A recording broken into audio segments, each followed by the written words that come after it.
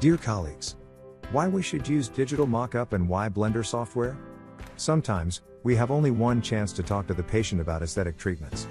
They may not come for a second appointment.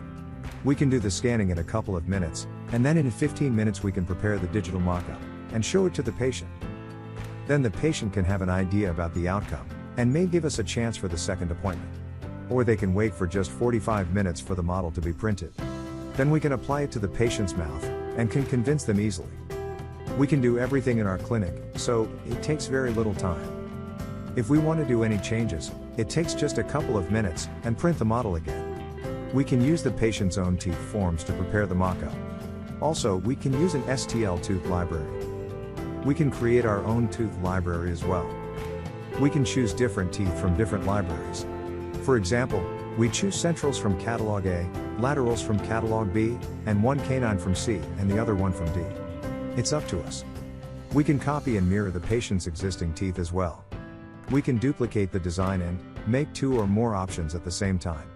There are a lot more advantages. If you don't want to invest any money in softwares, then Blender is for you. It's an open source software, so you don't need to pay any money for it. If you want to learn more, please contact me. You will be absolutely happy with the result.